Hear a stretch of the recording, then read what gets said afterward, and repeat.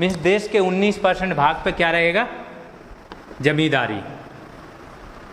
कौन कौन सा स्थान रहेगा? बंगाल, बिहार, उड़ीसा, बनारस के कुछ भाग। दूसरी व्यवस्था ये लेके आएंगे। अब जमींदारी व्यवस्था में क्या होगी कि जमींदार भी बहुत ज़्यादा ध्यान नहीं देंगे, खेती के विकास पे नहीं देंगे, प्लस जमींदारों को स्थायी बना दिया ना, तो जो इनके और अंग्रेज़ों के बीच में समझौता हुआ वो भी स्थायी हो जाएगा। मीन्स अंग्रेज फिर कर की दर नहीं बढ़ा सकते हैं। आगे चल के उत्पादन ज़्यादा हो रहा है तो उसको कौन खाएगा? जमींदार खाएंगे बीच में। अब अंग्रेज़ों को क्या, ये तो सीख लेते थे समय से, जब ये सीख लेंगे तो फिर इनको क्या चाहिए? एक ऐसी व्यवस्था चाहिए जिसमें क्या हो, इससे बेटर हो। फिर ये अगली व्यवस्था लेके आएंगे, रैयतवारी। ये किसके काल में होगी?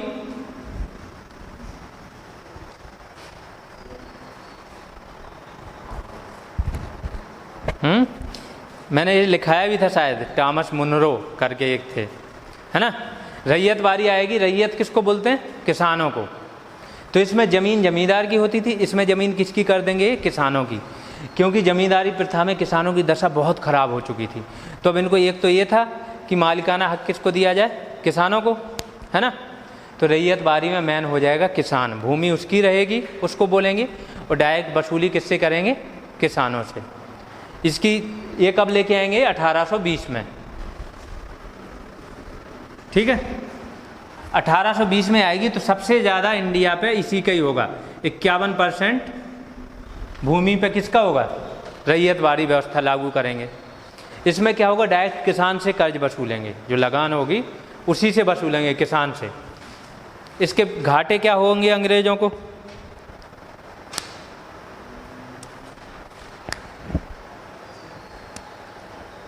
ये व्यवस्था शुरू की, डायरेक्ट तुम किसानों से वसूल ले हो तो क्या घाटे हो सकते हैं तुमको? क्या? अगला,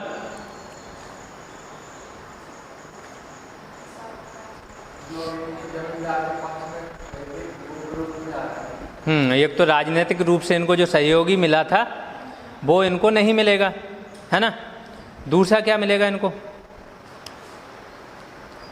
कोई चीज़, जैसे हम हैं यहाँ पे, एक जगह हमको कोई चीज़ मिल जाए तो हमको कितने आदमी लगाने पड़ेंगे? हम जैसे कोई बिजनेस करना चाहते हैं, अब हमको पता है कि हमको सिर्फ एक जगह जाके यहाँ की हेड दुकान पे दे देना है या वहाँ से ले लेना है, तो हमको कितने आदमी लगाने पड़ेंगे? एक आदमी जाके दे देगा। जब हमको पता है कि घर घर जाके हमको वो करना है तो हमको कुछ तो बढ़ाने पड़ेंगे अपने कर्मचारी, तो क्या होगा? हमारे प्रशासनिक खर्चे बढ़ जाएंगे, है ना। तो ये सब चीज़ करके इनको फिर से फ़ायदा हुआ, फिर थोड़ा बहुत घाटा होगा। ये फिर अगला सिस्टम लेके आएंगे, इन दोनों का मिक्सअप होगा, वो क्या होगा? महालवारी, ठीक है। ये कितने परसेंट पे रहेगी? 19 ये हो गया, 51 ये हो गया, ये कितने परसेंट पे हो गए? 30% से। तो ये वाली तुम्हारी रहेगी बॉम्बे और मद्रास, सिंध के कुछ भाग और आसाम के कुछ भागों पे।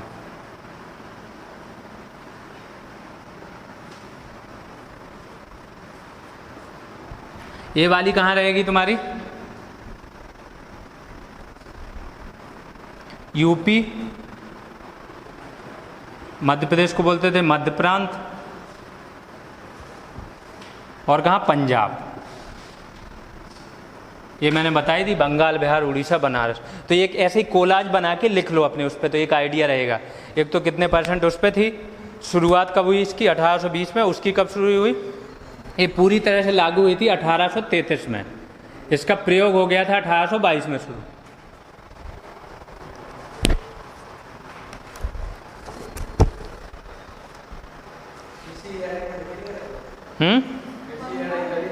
कृषि हेडिंग डाल के तीनों वो लिख लो। आइडिया तो आ गया समझ में? ये है क्या? भू राजस्व नीतियाँ।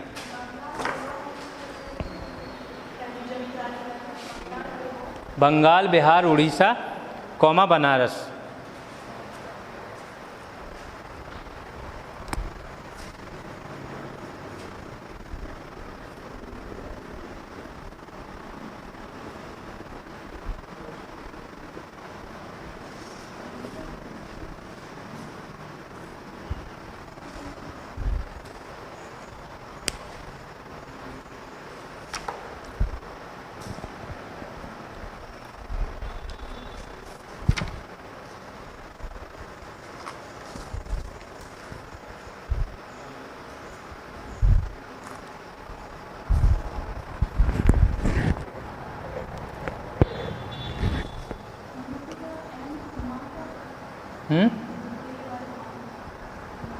मध्य प्रांत, मध्य प्रदेश का पहले नाम मध्य प्रांत हुआ करता है।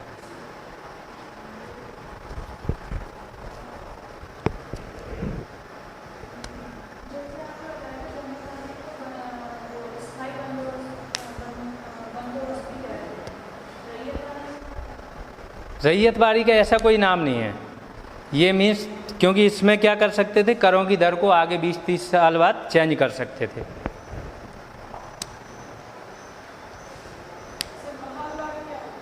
महालवारी ये एक उसका व्यवस्था का नाम है, ये बताएंगे इसके अंडर में क्या होता था। पहले इसको बना लो।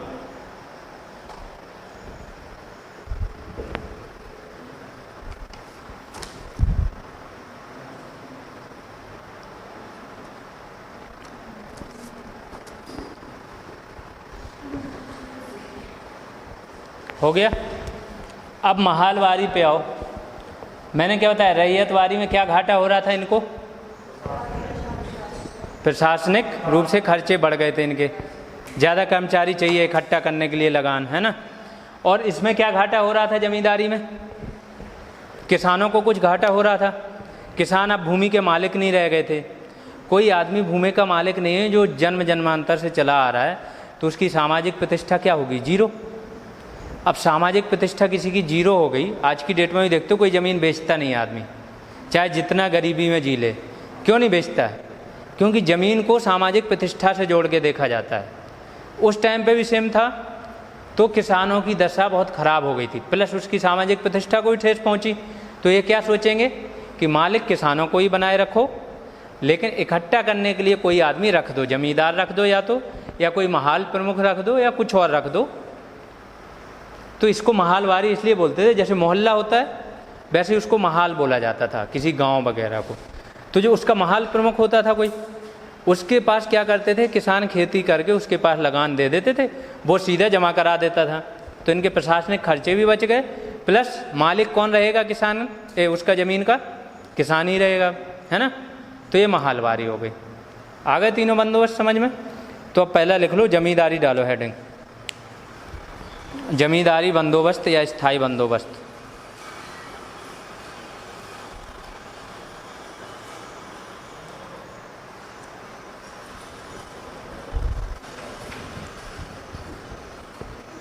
हो गया। इसके अंदर में लिखो 1793 में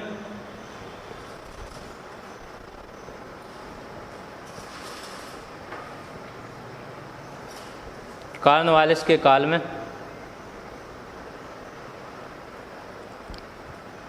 इसे लागू किया गया था।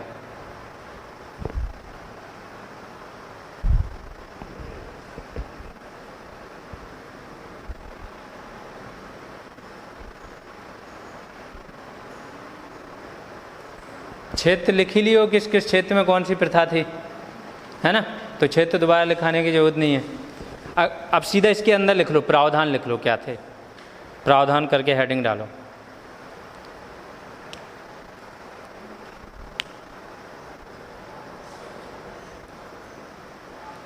पहला पॉइंट लिखो, जमींदारी बंदोबस्त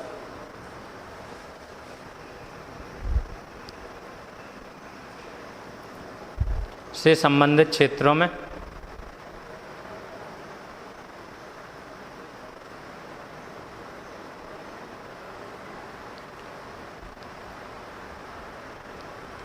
जमींदारों को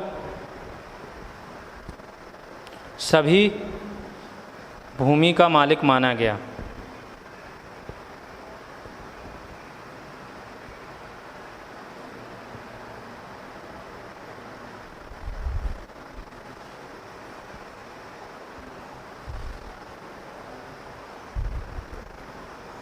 हो गया।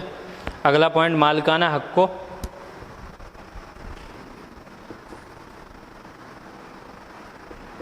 वंशानुगत तथा हस्तांतरणीय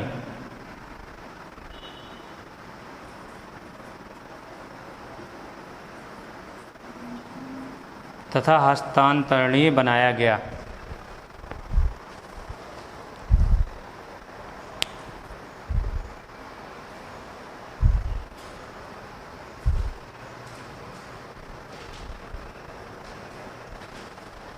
साथ ही सामुदायिक संपत्ति पर जमींदारों को मालिकाना हक दिया गया।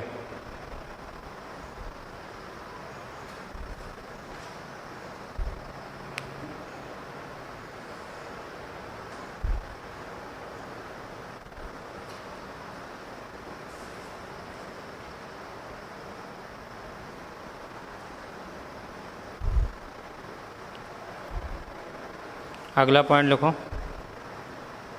जब तक जमींदार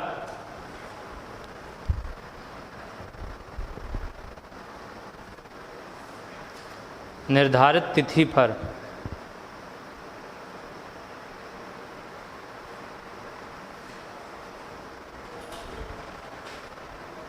सूर्यास्त से पहले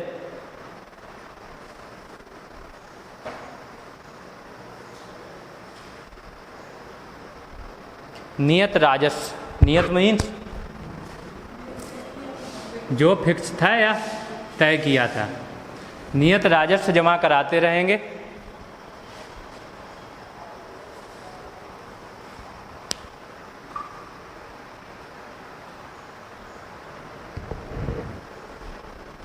तब तक भूमि पर उनका मालिकाना हक बना रहेगा।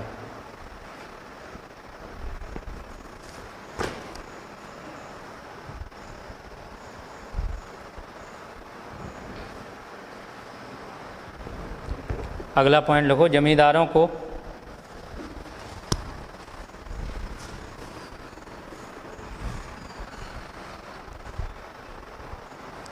दस बाई 11 10/11 हो गया। इसका मतलब क्या होता है?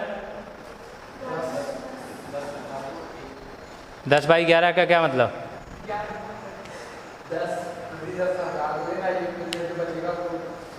मीन्स टोटल हिस्से किसी का अपॉन में हो वो है टोटल, और ऊपर क्या है? इतने देने हैं। तो टोटल हिस्सा कितने हैं? 11, जिसमें से 10 किसको देने हैं? सरकार के पास। तो जमींदारों को 10/11वां हिस्सा सरकार के पास जमा करना होता था।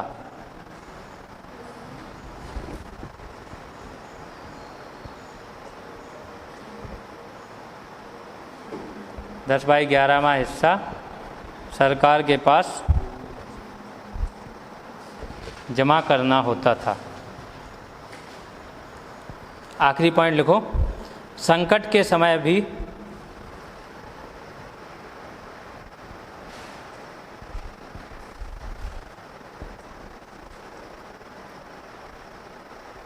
राहत का कोई प्रावधान नहीं था।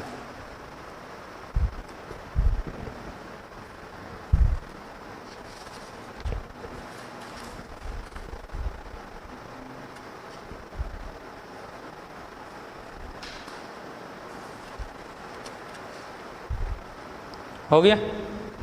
मतलब संकट का समय मीन्स किसानों के संकट तो हर साल आते रहते हैं, बहुत ज़्यादा होते हैं। तो ये सब कुछ भी हो जाए उनको इतना हिस्सा देना ही देना है, कोई राहत का प्रावधान नहीं। ठीक है, अब इसमें से कुछ इसके वो लिख लो, इससे अंग्रेज़ों को मतलब क्या हुआ, फ़ायदे क्या हुए। तो परिणाम लिखो, सकारात्मक परिणाम। किसके लिए हैं ये सकारात्मक? अंग्रेज़ों के लिए।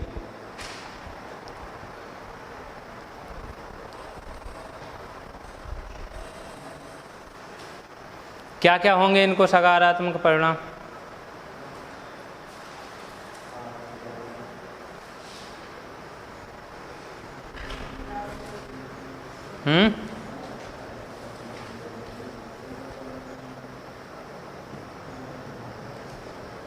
क्या क्या सकारात्मक होंगे अंग्रेजों के लिए?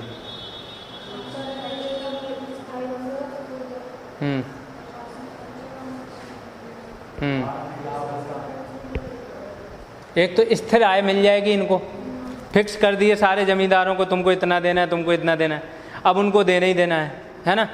तो एक आय की स्थिरता हो जाएगी कि इतना पैसा आ रहा है हमारे पास। अगला क्या होगा? प्रशासनिक खर्चे भी कम हो जाएंगे, प्रशासनिक दायित्व कोई और निभा रहा है इनका, है ना। तीसरा राजनीतिक सहयोगी मिल जाएगा।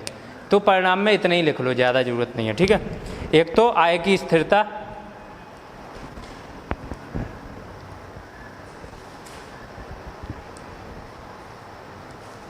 दूसरा प्रशासनिक दायित्व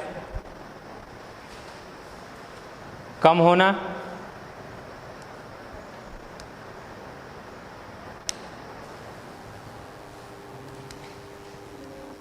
तीसरा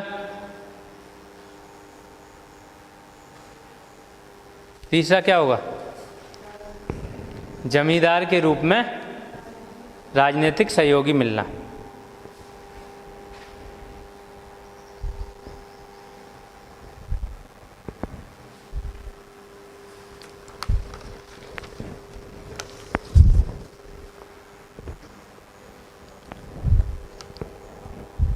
अब इसके नकारात्मक क्या होंगे,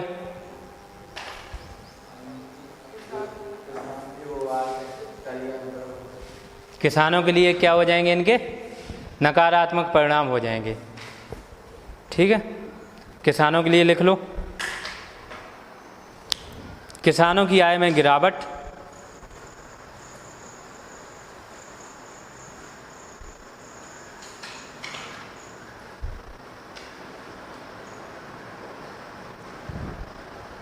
कौमा ऋणों के दुष्चक्रों में फंसना,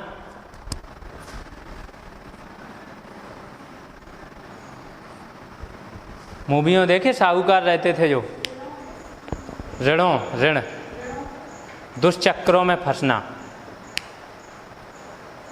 किसान क्या होगा, अब साहूकारों के दुष्चक्रों में फंस जाएगा, क्योंकि उसको उतनी लगान तो देनी है, फसल खराब हो जाएगी तो क्या करेगा, ऋण फिर भी देना है तो साहूकार से उठा के देगा, नहीं तो वो क्या कर लेगा, जमीन इनकी जब्त कर लेगा, तो ऋणों के दुष्चक्र में फंसता जाएगा फिर किसान। प्लस उसकी सामाजिक प्रतिष्ठा में गिरावट आना। अगला पॉइंट लिख लो या उसी में कॉमा करके, किसानों की सामाजिक प्रतिष्ठा में गिरावट आना।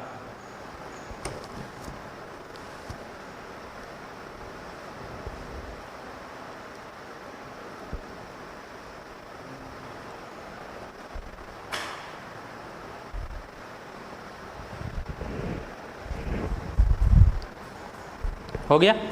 दूसरी हेडिंग डालो, रैयतवारी बंदोबस्त।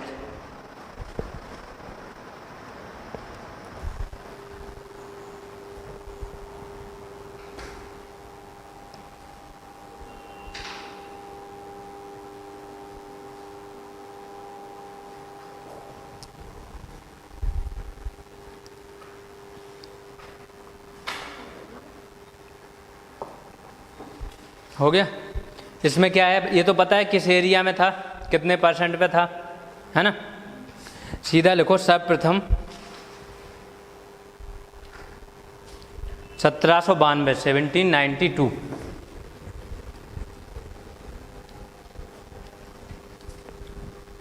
1792 में प्रायोगिक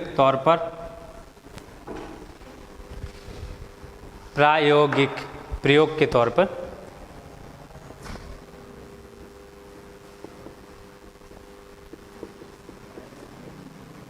पर तमिलनाडु के 12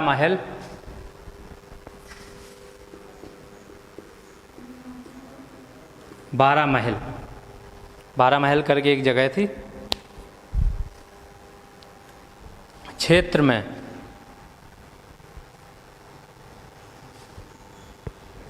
कैप्टन रीड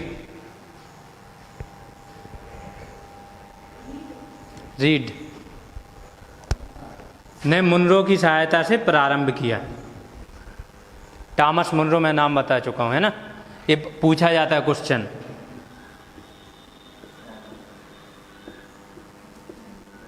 कि रैयतवाड़ी व्यवस्था किसके उसमें शुरू हुई, तो ये टॉमस मुनरो क्या था, वहाँ पे मद्रास का गवर्नर था। कैप्टन रीड ने मुनरो की सहायता से प्रारंभ किया।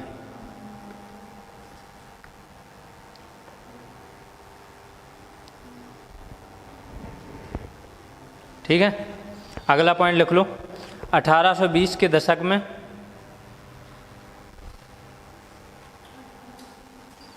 के दशक में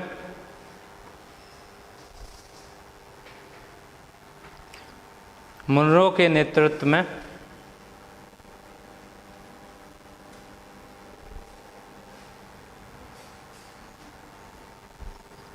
मुनरो कहाँ का गवर्नर था? मद्रास का। तो मुनरो के नेतृत्व में मद्रास में, और एक और गवर्नर था एल्फिंस्टन। किसी ने अगर न्यूज़ देखी हो तो 3-4 साल पहले मुंबई में एक ब्रिज टूटा था, एल्फिंस्टन ब्रिज था वो, हाँ वो टूटा था, काफ़ी लोग मारे गए थे, कम से कम 30-40 लोग भगदड़ में। तो वही था, उसी के नाम पे था ये। तथा एल्फिंस्टन के नेतृत्व में मुंबई प्रांत में इसे लागू किया गया।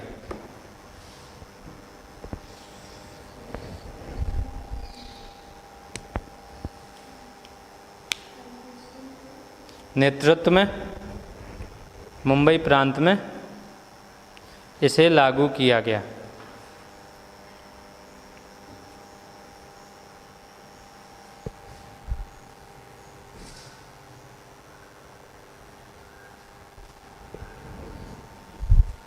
हो गया। इसके अंदर लिख लो प्रावधान।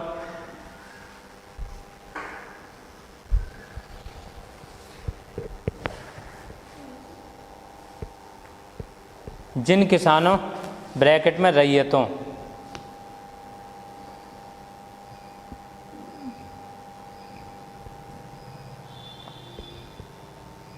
ब्रैकेट में रैयतों हो गया का जमीन पर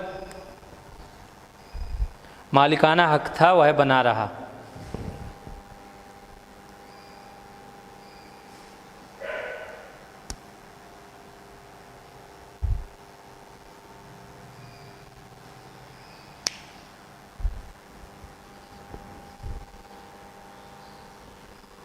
अगला लिखो। अगला तो सेम चीज हो गई। मालिकाना हक क्या रहेगा? वंशानुगत रहेगा और हस्तांतरणीय रहेगा। तो अब किसान सेम चीज़ कर सकते हैं, ज़मीन को बेच सकते हैं, किसी को दे सकते हैं, और उनके पीढ़ी दर पीढ़ी वो ज़मीन आगे शिफ्ट होती रहेगी। ठीक है, तो ये पॉइंट लिखाने की तो ज़रूरत नहीं है ना। एक लिख लो, करों के निर्धारण के लिए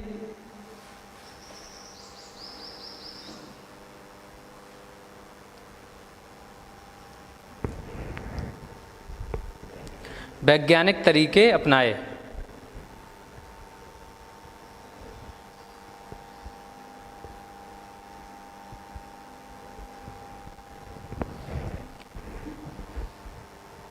करों की दर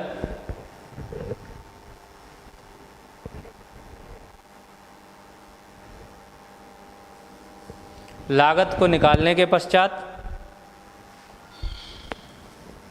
50% से ज़्यादा नहीं होनी थी।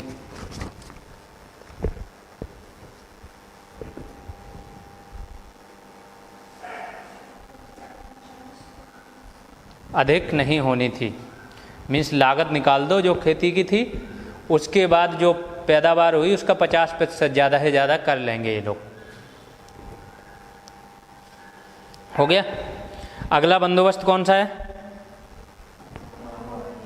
महालवारी। इसको किसने लागू किया था? इसमें 2 नाम आते हैं। एक आता है हाल्ट मैकेंजी,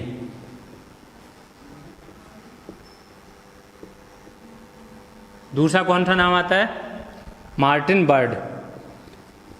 मार्टिन बर्ड को बोला जाता है फादर ऑफ माहलवारी सिस्टम। ये जनक थे इस सिस्टम के। ठीक है, तो इसके अंदर लिखो। ये तो पता है एरिया किस एरिया में था, ये सारी चीज़ तो मैं लिखा चुका हूँ। ठीक है, सीधा लिखो इसके अंदर। हाल्ट मैकेंजी नामक अधिकारी ने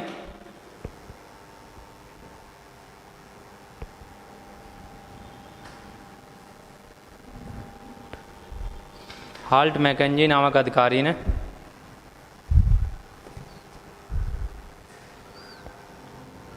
1819 में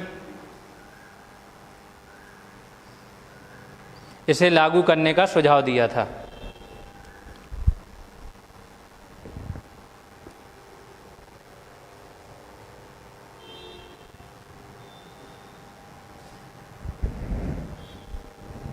हो गया।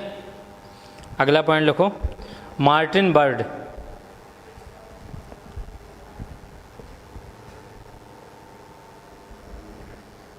ब्रैकेट में महालवारी के जनक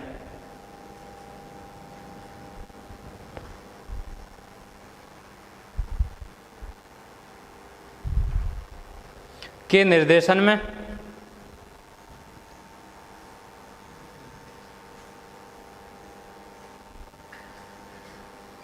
इसे 1833 में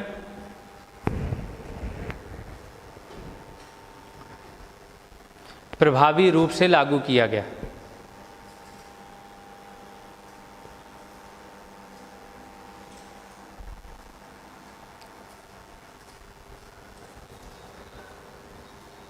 प्रावधान लिख लो।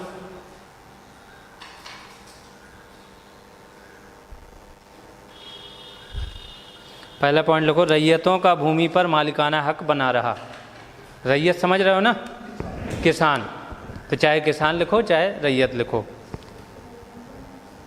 भूमि पर मालिकाना हक बना रहा।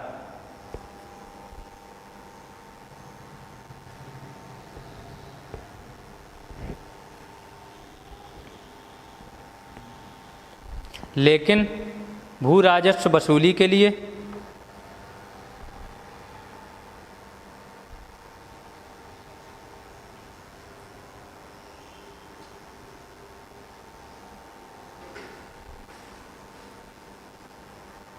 महाल प्रमुखों या जमींदारों से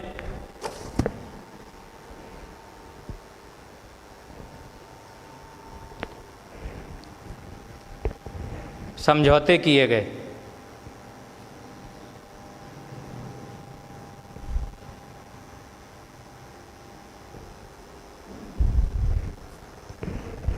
हो गया। नोट करके एक पॉइंट लिख लो, पहली बार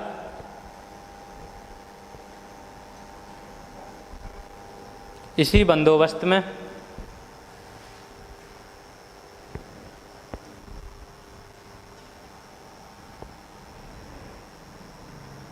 भूमि के लिए मैप का प्रयोग किया गया है। मैप जानते हो ना, नक्शा।